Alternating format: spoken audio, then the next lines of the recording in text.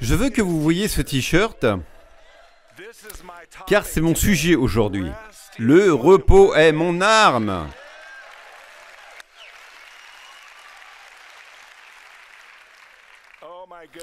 Je suis tellement reconnaissant. Vous savez, je ne sais pas ce que j'ai mal fait. J'ai parlé à mes symptômes, j'ai confessé, j'ai cru en Dieu. J'ai tellement essayé de recevoir ma guérison que je me sens épuisé. Je suis fatigué et j'ai juste envie d'abandonner. Est-ce que ça vous ressemble ? Est-ce que ça ressemble à là où vous en êtes ? Eh bien, vous savez quoi ? J'ai de très bonnes nouvelles pour vous aujourd'hui. Parce que Dieu veut que vous vous reposiez dans les œuvres accomplies de Jésus. Amen. Dites à votre voisin ce matin, ça va être vraiment bon pour toi.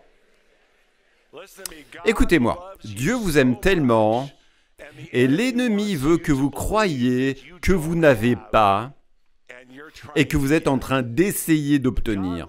Mais Dieu vous aime tellement qu'il veut que vous compreniez à un tout autre niveau qui vous êtes en lui et qui il est en vous. Mais l'ennemi, de son côté, adore quand vous continuez à essayer d'obtenir ce que vous avez déjà. Il adore quand vous essayez d'obtenir ce que vous avez déjà. Et ce qui se passe, c'est que nous commençons à essayer de plus en plus fort. Et finalement, nous devenons tellement découragés que nous voulons abandonner. Je suis sûr que vous avez probablement remarqué que ces derniers temps, l'ennemi a intensifié son attaque contre l'Église, contre la parole de Dieu, contre le royaume et tout ce qui est sacré. Nous l'avons même vu aux Jeux Olympiques cette année, n'est-ce pas ? Mais écoutez, ce n'est pas vraiment quelque chose de nouveau. L'apôtre Paul l'a dit en 2 Corinthiens 10, versets 3 à 5. « Car bien que nous marchions dans la chair, nous ne combattons pas selon la chair. » Écoutez ces mots. Nous ne quoi ? Nous ne combattons pas selon la chair. Donc apparemment, il y a une guerre. Car les armes de notre combat ne sont pas charnelles, mais elles sont puissantes en Dieu pour renverser les forteresses, pour renverser les raisonnements et toute hauteur qui s'élève contre la connaissance de Dieu, amenant toute pensée captive à l'obéissance de vous. Est-ce que c'est ce qu'il a dit ? Non. À l'obéissance de qui ? À l'obéissance de Christ. Maintenant, avez-vous remarqué que nous avons reçu des armes pour la guerre ? Pourquoi ? Parce que nous sommes en guerre. Et vous savez quoi ? On ne gagne pas des guerres avec des armes molles. Les armes que nous avons reçues sont puissantes. Dites tous puissantes. Elles sont puissantes en Dieu pour renverser toutes les forteresses. Donc, vous savez quoi ? Ce n'est pas une guerre contre la chair et le sang. Encore une fois, Éphésiens 6, vous connaissez ce verset, mais le verset 12 dit « Car nous ne luttons pas contre quoi ? Contre la chair et le sang. » Ce n'est pas une guerre de chair et de sang.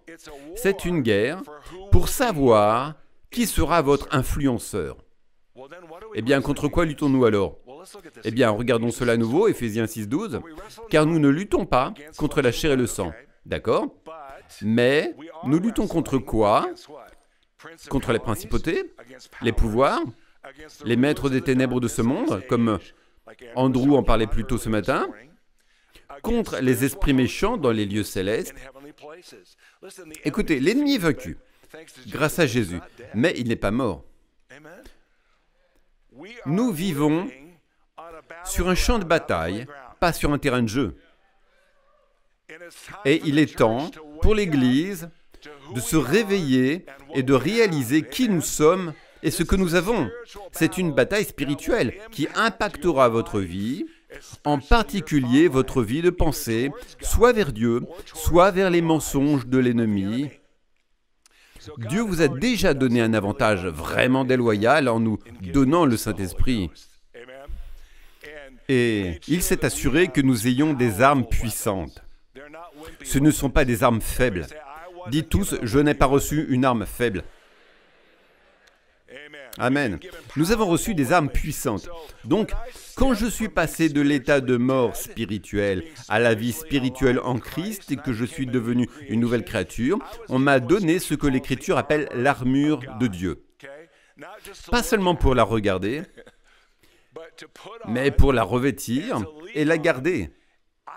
Je devais entrer dans ma nouvelle identité. Je ne pouvais pas simplement parler comme une théologie ou une philosophie. Je devais littéralement entrer dans qui je suis maintenant en Christ. Amen. Et quand je suis passé de l'état de mort spirituelle à la vie spirituelle ou à être en Christ et que je suis devenu une nouvelle créature, j'ai reçu cette armure de Dieu comme un cadeau gratuit. Éphésiens 6,10 dit ceci. « Mes frères, soyez forts en vous-même. » Non, soyez forts en quoi? Soyez forts dans le Seigneur et dans la puissance de sa force. Revêtez toute l'armure de Dieu afin que vous puissiez tenir ferme contre les ruses ou les stratagèmes, ou comme Sandy Brown l'a dit il y a des années, les frissons du diable. Vous savez quoi? Ces ruses, ces stratagèmes ressemblent probablement parfois à des frissons, mais je vous le dis, ce sont des mensonges du diable. Et l'un des plus grands mensonges est que vous n'avez pas et que vous devez obtenir alors que vous êtes déjà croyant. Éphésiens 6, si nous prenions le temps, ce que je n'ai pas ce matin, mais si nous prenions le temps de continuer du verset 14 au verset 17 dans ce chapitre, il nous donne toute la liste des pièces de l'armure de Dieu, et chacune d'elles, bien sûr, est absolument importante. Mais la pièce de l'armure qui protège votre cœur est ce qu'on appelle la cuirasse de la justice. Et sans cela dans votre vie, tout s'effondre. 2 Corinthiens 5, 21 dit « Car Dieu, le Père, a fait de lui, Jésus, le Fils, qui ne connaissait pas le péché, écoutez ceci, il l'a fait péché pour nous, afin que nous devenions la justice de Dieu en lui, dans la vie de Christ. » C'est maintenant notre vie de vivre dans sa justice. J'ai découvert une arme puissante contre l'ennemi. Et vous savez ce que c'est? C'est l'arme du repos. Je veux que vous disiez avec moi encore une fois, le repos est mon arme. Repos dans quoi? Repos dans les œuvres accomplies de Jésus. Aujourd'hui, je veux faire éclater le mensonge que nous manquons de quelque chose. Parce que je vois cela se produire encore et encore pour tellement de gens. Colossiens 2,10 dit « Vous avez tout pleinement en lui, qui est la tête de toutes les principautés et de tous les pouvoirs. » Dieu est tellement pour vous. Oh mon Dieu, Dieu ne vous retient rien. Et je veux que vous sachiez combien vous êtes aimés de Dieu. Non, vraiment, combien vous êtes aimés de Dieu. Il vous aime, il est pour vous. Et Dieu vous aime tellement que c'est un cadeau gratuit. Il vous a en fait donné qui il est. Un des premiers versets que j'ai appris en tant qu'enfant de prédicateur baptiste était Jean 3, 16. Il est devenu plus puissant pour moi maintenant qu'il ne l'a jamais été auparavant. Car Dieu a tant aimé le monde qu'il a donné son Fils unique afin que quiconque croit en lui ne périsse pas, mais ait la vie éternelle.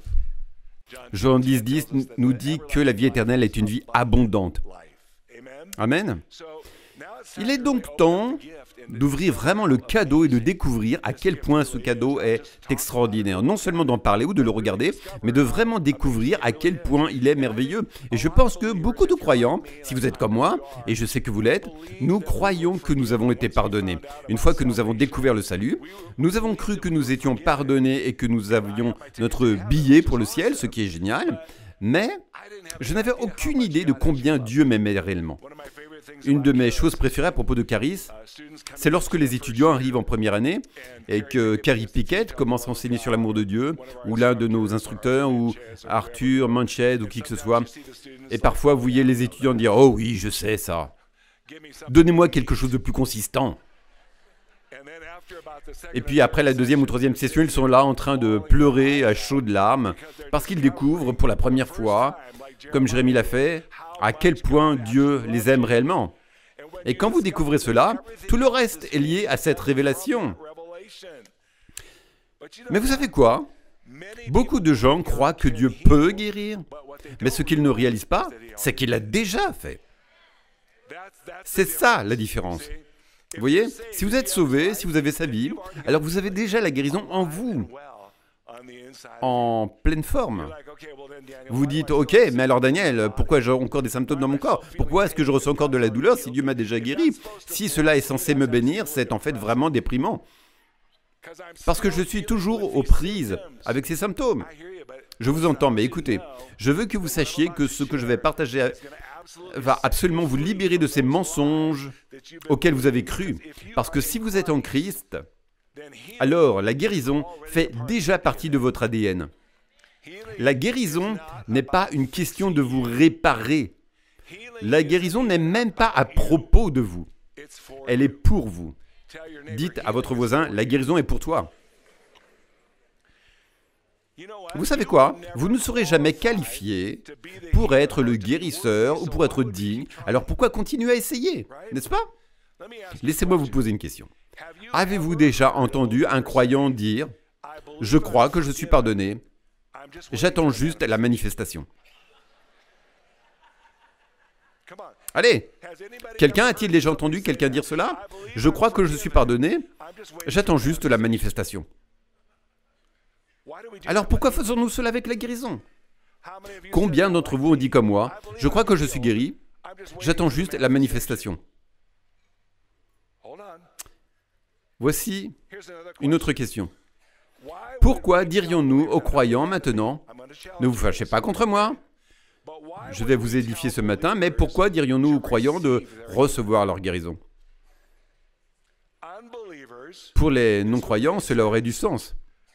Mais pourquoi enseignons-nous aux croyants ce qu'ils ont reçu en Christ et combien leur salut est merveilleux, pour ensuite leur dire de venir à la fin du service recevoir ce qu'ils ont déjà reçu? Vous êtes d'accord? Maintenant, c'est une question de sémantique, je sais ce que les gens veulent dire, et je comprends, moi-même je l'ai dit. Mais écoutez, nous devons faire attention au langage que nous utilisons, car si je l'ai déjà, pourquoi devrais-je venir et le recevoir? Si cela m'a déjà été donné en Christ, pourquoi devrais-je venir et recevoir quelque chose qui m'a déjà été donné? Nous devrions plutôt reconnaître ce que nous avons déjà. Amen. Nous devrions reconnaître et ensuite activer notre foi en cette œuvre accomplie. Donc, si nous croyons vraiment, il y aura des actions correspondantes à ce que nous croyons. Aujourd'hui, je veux vous aider à vous reposer dans ce que Dieu dit que vous êtes. Et comment ce repos devient une arme puissante contre les mensonges de l'ennemi. Dieu a fait ce qu'il a fait. Et Hébreux 4, 9, nous allons y jeter un coup d'œil ici, et nous allons déballer cela rapidement ce matin. Il reste donc un repos pour le peuple de Dieu. Car celui qui est entré dans son repos se repose aussi de ses œuvres, comme Dieu s'est reposé des siennes.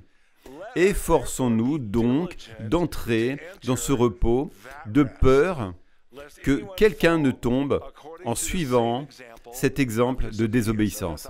C'est dans la version New King James, et j'aime vraiment la façon dont la version King James l'exprime ici, car elle dit « Efforçons-nous d'entrer dans ce repos ». Ce que nous voyons ici, c'est qu'en Christ, nous avons déjà reçu la grâce d'apprendre à nous reposer. Mais avez-vous entendu ce qu'il vient de nous dire? Il y a un effort à faire pour entrer dans quoi? Pour entrer dans les œuvres accomplies de Jésus. C'est là que se trouve le repos. Dieu le Père m'a dit une fois, si tu ne t'efforces pas d'entrer dans mon repos, tu t'efforceras dans tout le reste. Si tu ne t'efforces pas d'entrer dans mon repos, tu t'efforceras d'entrer dans tout le reste. Je vous le dis, c'est la vérité. Jérémie a cité ce passage de Matthieu 11, versets 28 à 30, où Jésus dit « Venez à moi, vous tous qui êtes fatigués et chargés, et je vous donnerai du repos. Prenez mon joug sur vous et apprenez de moi, car je suis doux et humble de cœur, et vous trouverez du repos pour vos âmes, car mon joug est doux et mon fardeau léger. Vous savez quoi? Quand vous découvrez qui vous êtes en lui et qui il est en vous, pas seulement qui il est là-bas, là-haut, quelque part, mais qu'il est en vous, il y a un travail à faire. Il y a du travail à faire. Quel genre de travail? Vous dites, Daniel, cela ressemble à ce que vous dites que je dois gagner mon salut. Non, vous n'avez pas besoin de gagner votre salut, vous avez juste besoin de découvrir ce que c'est. Peut-être que l'un des efforts pourrait consister à éteindre la télévision. Peut-être que l'un des efforts pourrait être de quitter Facebook et de mettre votre nez dans le livre, la Bible.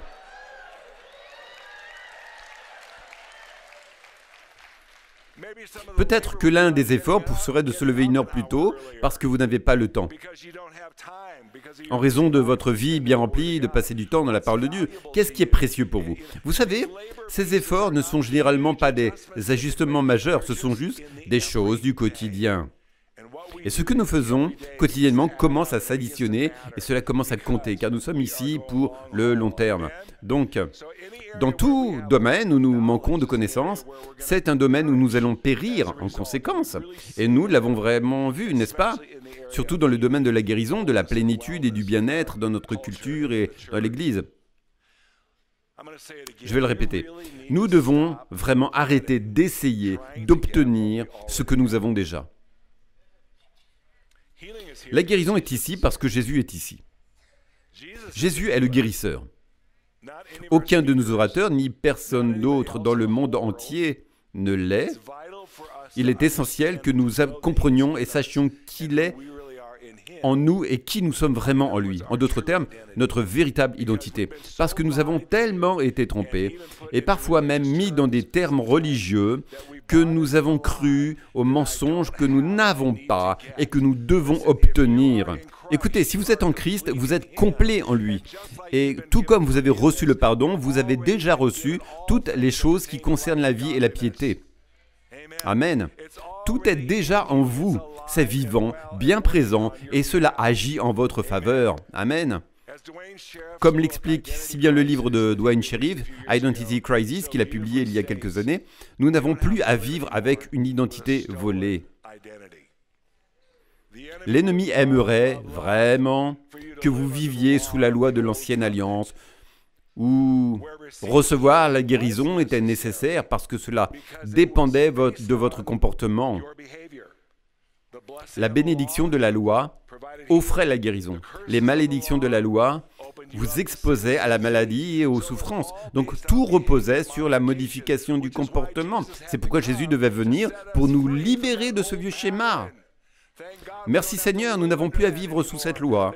Il y a une nouvelle alliance avec de meilleures promesses et une meilleure façon de vivre. Et Dieu l'a donné à chacun d'entre nous en tant que croyants du Nouveau Testament. Maintenant, écoutez-moi, je n'ai que quelques minutes pour partager avec vous. Donc, si vous êtes une nouvelle création et que vous avez la guérison vivante en vous dès maintenant, tout comme vous avez été pardonné, tout comme vous avez le pardon en vous, vous avez la guérison vivante. C'est en train de se produire, c'est à vous. Ce n'est pas quelque chose que vous devez essayer d'obtenir. Vous l'avez déjà reçu en Christ. Je veux que nous regardions quelques écritures ici pour prouver ce que je dis ce matin. Jean 17, verset 4, lorsque Jésus prie le Père, il dit « Je t'ai glorifié, Père, sur la terre. J'ai achevé l'œuvre que tu m'as donné à faire. » Quand Jésus a donné sa vie sur la croix, juste avant de mourir, en Jean 19, verset 30, qu'a-t-il dit? C'est presque terminé. J'ai fait de mon mieux. J'ai vraiment essayé fort. Non. Qu'a-t-il dit? C'est accompli. Dites à votre voisin, Jésus a dit cela à propos de toi. Vous savez quoi? Écoutez-moi. Jésus ne reviendra pas pour faire pour vous ce qu'il a déjà fait. Amen. Quand vous avez besoin de pardon, quand vous avez besoin de guérison, il ne revient pas mourir sur la croix à nouveau pour votre situation, n'est-ce pas? C'est accompli. C'est accompli. Et vous savez, le Seigneur m'a dit un jour, alors que je luttais dans un domaine de ma vie, Daniel, tu crois en ma parole ou tu ne crois pas? Vraiment, c'est aussi simple que cela. Vous croyez ou vous ne croyez pas? Combien de fois allons-nous prier? Dieu, veux-tu juste venir et me guérir? J'entends des gens dire cela tout le temps. Veux-tu juste venir et me guérir? Il l'a déjà fait. C'est à vous.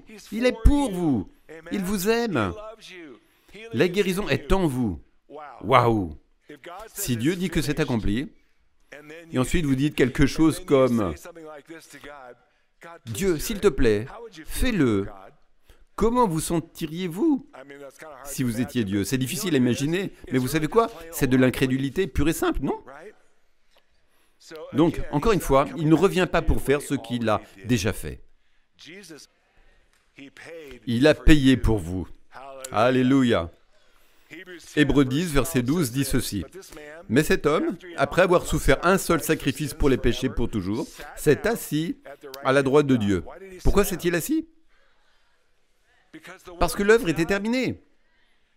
Tout comme Dieu le Père s'est reposé après la création dans le livre de la Genèse, Jésus s'est reposé après avoir fourni la nouvelle création.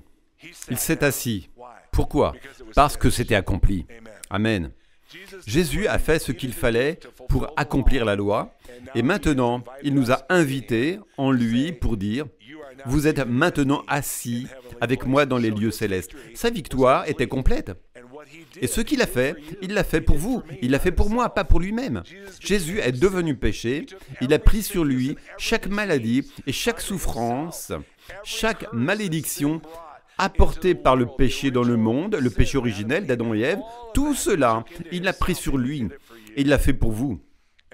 Et Galates 3, verset 13 nous dit, Christ nous a rachetés de quoi? De la malédiction de la loi, étant devenu malédiction pour nous. Maintenant, nous savons que sans effusion de sang, il n'y a pas de rémission des péchés. Mais vous savez quoi? Jésus n'a pas seulement versé son sang, même si c'est incroyable et merveilleux, mais c'est par ses meurtrissures que nous avons été guéris. Alors ce matin, je veux que nous prenions un nouveau regard sur une écriture que la plupart d'entre vous connaissent probablement par cœur. 1 Pierre chapitre 2, verset quoi? Voyons ensemble 1 Pierre 2, 24. Ok? Regardez ça avec moi. Lui qui a porté nos péchés dans son propre corps sur le bois, afin que nous, étant morts au péché, vivions, pourquoi? Pour la justice. Par ces meurtrissures, vous avez été guéris. Vous savez quoi? Au fil des années, je pense que j'ai entendu cela quand j'étais adolescent, et cela continue jusqu'à ces dernières années, où j'entends des gens dire « Oui, mais vous savez quoi? C'était une guérison spirituelle. » Vous savez, 1 Pierre 2, 24, cela signifie qu'il vous a guéri spirituellement. Et je suis comme « Ah oui? Est-ce qu'il y a quelque chose de mal avec cela? » Non. Vous savez quoi? Ce mot « guéri » dans ce passage est utilisé 19 fois dans le Nouveau Testament. Le mot grec pour « guéri » fait toujours référence à une guérison physique ou corporelle dans ces 19 occurrences. Donc, quand vous avez entendu ce mensonge enveloppé dans des absurdités religieuses, amen, nous avons ressenti cela. Vous savez quoi? Quand je tombe malade, je vais appliquer 1 Pierre 2, 24 à moi-même. Je vais croire cela quand je suis malade. C'est quelque chose que je dois recevoir. Mais écoutez, ce n'est pas ce que cette écriture dit vraiment. Ce n'est pas quelque chose que nous essayons d'obtenir, c'est ce que nous avons déjà. C'est qui nous sommes. C'est énorme, ce n'est pas par mes meurtrissures que je suis guéri, c'est par ces meurtrissures, et c'était déjà donc fait. Donc si je continue à essayer de l'obtenir, cela signifie en réalité que je crois que je ne l'ai pas. Si j'essaie de l'obtenir, cela signifie que je ne crois pas que je l'ai. Est-ce que vous êtes d'accord avec cela? Alors, ce que l'ennemi veut que nous fassions, c'est de croire que nous n'avons pas quelque chose qui nous a déjà été donné. Mais quand nous connaissons la vérité, c'est la vérité que nous connaissons qui nous libérera. Maintenant, si vous n'avez pas encore lu le livre d'Andrew Wommack, vous l'avez déjà reçu. Je vous recommande vivement de l'obtenir maintenant. afin que vous puissiez le dire à votre voisin.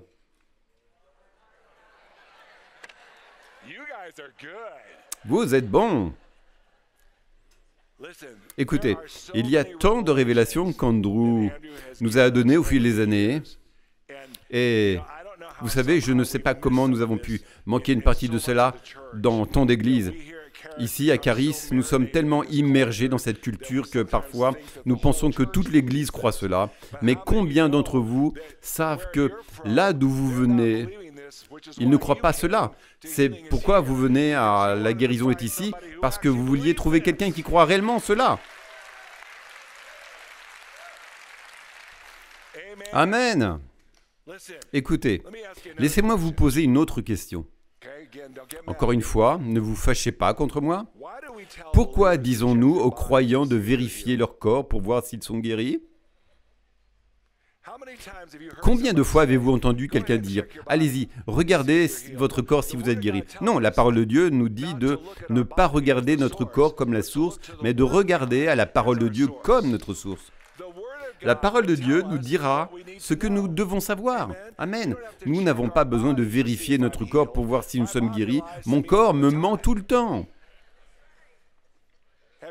Avez-vous déjà entendu des praticiens de la santé vous dire que si vous écoutez votre corps, il vous dira quoi manger?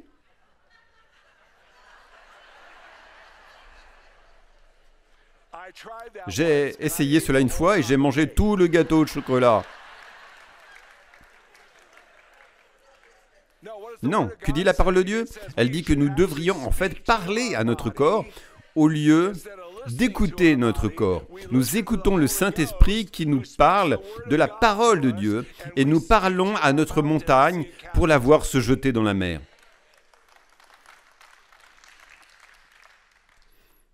N'écoutez pas votre corps pour voir où se trouve la preuve. Pourquoi demanderions-nous aux croyants de regarder leur corps ou de vérifier leur corps au lieu de se référer à la parole de Dieu? Alors, qu'est-ce qui serait mieux? Ce qui serait mieux, c'est si nous reconnaissions ce que nous avons déjà. Philémon 1,6 dit ceci: « Que la communion de ta foi devienne efficace par la reconnaissance de tout le bien qui est en toi en Christ Jésus. » Alors, que se passerait-il si je commençais à reconnaître ce que j'ai déjà? Que se passerait-il si je commençais à magnifier qui je suis en Christ? Et vous savez, ma nouvelle identité. Et que je commençais à minimiser les symptômes qui essaient de s'attaquer à mon corps. 2 Corinthiens 5, 17 dit ceci: « Si quelqu'un est en Christ, il est une nouvelle création. Les choses anciennes sont passées.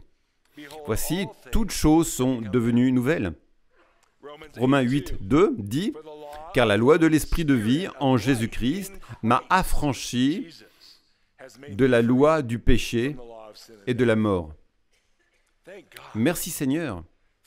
1 Corinthiens 6, 19 et 20. « Ne savez-vous pas que votre corps est le temple du Saint-Esprit, qui est quoi? Qui est en vous? » Dites-le tous avec moi. Qui est en vous? Vous en êtes sûr? Attendez une minute. Je pensais qu'il était quelque part là-bas et qu'on devait essayer de le faire entrer. Alors, où est le Saint-Esprit? En nous.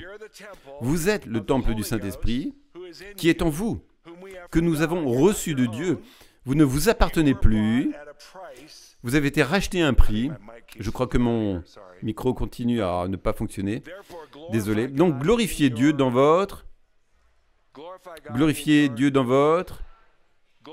Glorifiez Dieu dans votre corps. Dites-le encore une fois.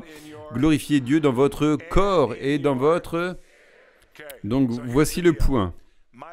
Ma vie ne m'appartient plus. Vrai? Mon corps ne m'appartient plus. Vrai? Mon corps, mon choix? Non. Si vous êtes né de nouveau, votre corps ne vous appartient plus. Vous avez été racheté à un prix. Jésus a été le sacrifice qui a été offert. Donc maintenant, vous et moi pouvons vivre cette vie comme un sacrifice vivant et glorifier Dieu. Et vous savez quoi? La maladie n'a jamais et ne glorifiera jamais le Seigneur.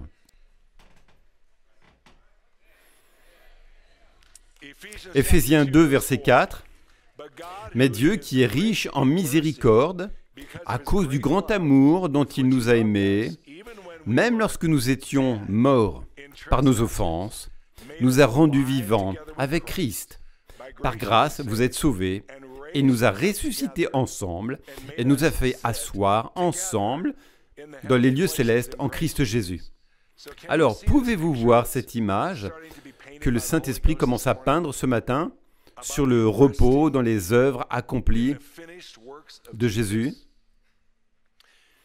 Donc, je suppose que la question est, qui pensez-vous être? Qui pensez-vous être? Ou, si vous avez postulé pour un emploi ces 5 dernières années, une des questions pourrait avoir été, comment vous identifiez-vous? Eh bien, je veux vous poser la question en tant que croyant, comment vous identifiez-vous? Allez! Vous identifiez-vous à votre ancien moi ou vous identifiez-vous en Christ? Vous identifiez-vous à Jésus ressuscité, avec qui vous êtes maintenant assis dans les lieux célestes? Vous savez quoi? C'est là que réside l'effort. L'effort pour entrer dans ce repos est en réalité l'effort de l'identité. Nous croyons tellement de mensonges sophistiqués, nous ne savons même plus qui nous sommes et ce que nous avons. Et l'ennemi essaiera toujours de voler la vérité avant qu'elle ne soit établie dans votre cœur. Laissez-moi vous donner quelques exemples rapides, évidents, d'Adam et Ève dans la Genèse. Ok? Qu'a dit l'ennemi à Ève? Dieu a-t-il réellement dit? D'accord? Donc, nous savons que le résultat de cette situation particulière a été un échec, n'est-ce pas? Mais le même ennemi essaie le même mensonge sur Jésus, le Fils de Dieu. Quand le Saint-Esprit conduit Jésus dans le désert, l'ennemi vient et dit, « Si tu es le Fils de Dieu. » Merci Seigneur, ce n'était pas un échec. Mais qu'a fait Jésus? Il a répondu avec quoi? Il est écrit. Amen. Quand l'ennemi vient pour voler, tuer et détruire, nous devons savoir ce que dit la parole de Dieu. Nous devons savoir qui nous sommes et qui nous sommes en lui pour pouvoir faire ce que Jésus a fait. Alors voici la question. Croyez-vous vraiment que vous êtes en Christ maintenant ou seulement quand vous mourrez? Maintenant, croyez-vous réellement 1 Jean 4 et 17? Tel qu'il est dans ce monde, ainsi nous sommes. Si nous ne croyons pas aux œuvres accomplies de Jésus, si nous ne savons pas ce qu'elles sont, alors vous savez quoi? Nous allons par défaut en faire plus. Nous allons travailler plus, nous allons essayer plus fort, nous allons nous épuiser et nous mettre dans une situation de frustration. Et vous savez quoi, les amis? Je suis juste honnête avec vous, je l'ai vu se produire encore et encore. En tant que directeur du ministère de la guérison, ici, je vois des gens aux prises avec cette frustration. J'entends ce que vous dites, Daniel. Je crois que je suis guéri, j'attends juste la manifestation. Je crois que je suis guéri. Vous savez, et vous voyez la lutte. Je comprends, je suis moi-même passé par là. Alors déclarez avec moi, le repos est mon arme. Laissez-moi vous montrer ce que je veux dire. Laissez-moi vous poser une autre question ici. L'une des histoires les plus connues que nous voyons dans les Écritures est la belle histoire de la femme avec une perte de sang. J'aime cette histoire. Luc 9, verset 43, c'est là que nous allons reprendre. Maintenant, cette femme souffrait d'une perte de sang depuis 12 ans. Elle avait dépensé tous ses biens chez les médecins et ne pouvait pas être guérie par personne. Quelqu'un se reconnaît? Elle est venue par derrière et a touché le bord de son vêtement, et immédiatement son flux de sang s'est arrêté. Et Jésus a dit, « Qui m'a touché ?»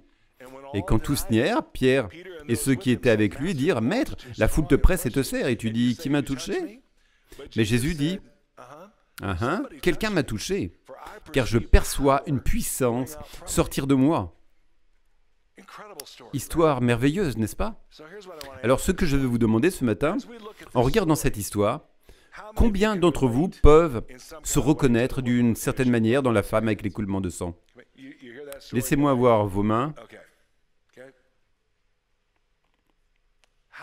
Vous entendez cette histoire et vous vous dites, d'accord, combien d'entre vous se sont identifiés à Jésus dans cette histoire.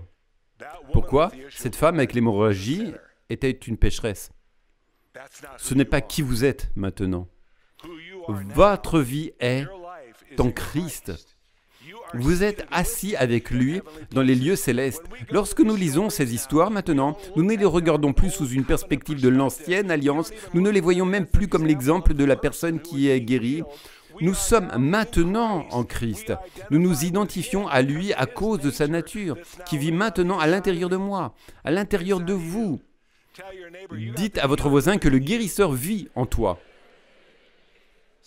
Là, vous savez quoi? Où que vous alliez, la guérison vous accompagne. Amen. Vous avez reçu gratuitement. Alors que pouvons-nous faire? Donner librement en conséquence. Alléluia. Donc, en traversant cette histoire, je veux simplement vous encourager à les regarder avec des yeux nouveaux. N'est-ce pas? Pourquoi nous identifions-nous à la personne qui est guérie au lieu de nous identifier à Jésus, celui qui guérit? Juste une réflexion. Nous sommes maintenant un avec le Christ ressuscité. Amen. Qu'en est-il du centurion ou de Lazare? Nous sommes dans une meilleure alliance avec de meilleures promesses. Et vous savez quoi? Notre alliance détermine notre possibilité. Galates 2:20 dit ceci. J'ai été crucifié avec Christ. Ce n'est plus moi qui vis, mais Christ qui vit en moi. Et la vie que je vis maintenant, dans la chair ou dans le naturel, dans ce corps, je la vis par la foi au Fils de Dieu, qui m'a aimé et s'est donné pour moi. En d'autres termes, je ne m'appartiens plus. Ce n'est plus mon corps, c'est le sien. C'est le temple du Saint-Esprit. Ce corps n'est plus le temple de la maladie et de la souffrance. Votre corps n'est plus le temple de la fatalité. Ceux d'entre vous qui sont assez vieux savent de quoi je parle. Je suis le lieu de sa présence. Diriez-vous cela avec moi ce matin? Je suis le lieu de sa présence. D'accord, laissez-moi vous poser une autre question maintenant. Si vous êtes le lieu de sa présence, et vous venez de dire que vous l'êtes, vous croyez que vous l'êtes, moi aussi. Pourquoi, en tant que leader, demandons-nous aux gens ou les encourageons-nous à entrer dans la présence? La présence n'est-elle pas entrée en nous? Alors, si la présence est entrée en nous, pourquoi ne manifestons-nous pas cette présence depuis notre cœur en rivière d'eau vive? Vous voyez ce qui se passe? Nous avons ces petites choses subtiles dans l'Église, comme essayer de recevoir ce que j'ai déjà reçu, ou entrer dans ce qui est déjà entré en moi, où je suis toujours en train d'obtenir ce que j'ai déjà reçu. Tout va bien? Alors je te lis, Église, avec de bonnes intentions. J'aime l'Église, j'aime les gens qui sont dans l'Église, mais nous devons vraiment revenir à la parole de Dieu et découvrir ce que dit la parole de Dieu au lieu de suivre la tradition religieuse. Pourquoi appelons-nous? Amen. Pourquoi demandons-nous à Dieu de se manifester? Combien de fois avez-vous entendu des gens dire « Si Dieu ne se manifeste pas, nous sommes en difficulté ». Écoutez, si vous vous êtes manifesté, comment Dieu pourrait-il ne pas se manifester? Ce que le Seigneur dit réellement à l'Église, c'est « Vas-tu te manifester? Vas-tu te présenter? Vas-tu te présenter comme une offrande vivante ?» Voyez, Dieu est pour vous. Il n'est pas contre vous. Et il veut que vous participiez à ce grand réveil dans lequel nous sommes tous en ce moment. Mais pour faire partie de ce troisième grand réveil, nous devons nous réveiller personnellement à ce que nous avons déjà reçu et qui nous sommes en Christ au lieu de passer le reste de notre vie à essayer d'obtenir ce que nous avons déjà. Allez, donnez une louange au Seigneur ce matin, si vous croyez en cela. Si je passe le reste de ma vie à essayer d'obtenir ce que j'ai déjà, je n'utiliserai jamais l'arme du repos contre l'ennemi. Et l'ennemi me mettra toujours sur cette roue de hamster pour essayer d'obtenir ce que j'ai déjà. Vous savez quoi? Vous avez une arme contre l'ennemi. J'ai une arme contre l'ennemi. Et c'est l'arme du repos. Et se reposer dans les œuvres accomplies de Jésus ne signifie pas ne rien faire. En fait, c'est tout le contraire. Lorsque nous nous reposons en lui, cela nous active à vivre de l'intérieur vers l'extérieur où nous vivons maintenant pour donner. Amen. Nous sommes simplement enthousiastes à l'idée de pouvoir imposer les mains aux malades. Nous sommes enthousiastes à l'idée d'aider d'autres personnes à reconnaître ce qu'elles ont déjà en Christ. Amen. Et je crois que dans ces dernières années que nous passons ensemble ici sur Terre, je ne sais pas combien de temps cela va durer, mais je crois que nous voyons plus grand est celui qui est en moi que celui qui est dans le monde. Et Dieu dit, je veux que ma grandeur soit proclamée. Je veux qu'elle soit vécue de l'intérieur vers l'extérieur. Nous devons savoir qui nous sommes en lui. Nous devons savoir ce qu'il nous a déjà donné afin que nous puissions faire partie de ce que Dieu fait sur la terre aujourd'hui. Amen. Alors je veux que vous vous leviez maintenant, si vous le pouvez, dans tout l'auditorium. Et avant de nous quitter rapidement, je veux bénir certaines personnes avec quelques objets ici. Merci chérie. Amen. Nous avons cette tasse à l'arrière de notre table de produits intitulée « Le repos est mon arme ». Tout d'abord, assurez-vous de boire de l'eau. Amen. Car cela vous aidera. Mais vous pouvez la mettre dans une tasse qui vous rappelle que le repos est mon arme. Qui veut cette tasse? Mon frère, pourrais-tu la donner à quelqu'un qui a vraiment l'air d'avoir soif? Et puis, combien d'entre vous ont encore un lecteur de CD dans votre véhicule? Vous savez, cela devient presque comme les cassettes ou les 8 pistes d'autrefois, non? Mais ceci est un CD de guérison que nous avons fait, où je joue des claviers pendant plus d'1 heure. Et ma femme, Tracy, qui est ici ce matin. D'ailleurs, Tracy, pourrais-tu lever la main? Ma charmante épouse est ici. Et elle récite des écritures de guérison pendant toute l'heure. Alors, vous êtes prêts? Ne laissez pas cela vous blesser. D'accord. Et puis, nous avons quelques sweatshirts à capuche là-bas qui parlent du repos comme étant mon arme. Et l'une des raisons pour laquelle nous faisons cela, c'est parce que quand vous traversez l'aéroport et allez à l'épicerie, quand vous portez des vêtements qui vous font une déclaration, vous savez quoi? Cela démarre une conversation. Les gens vous diront, que signifie cela? Vous savez, de quelle arme parlez-vous? Merci de me l'avoir demandé, amen. Très bien, allons-y. Que Dieu vous bénisse, je vous aime tellement. Merci, merci, merci.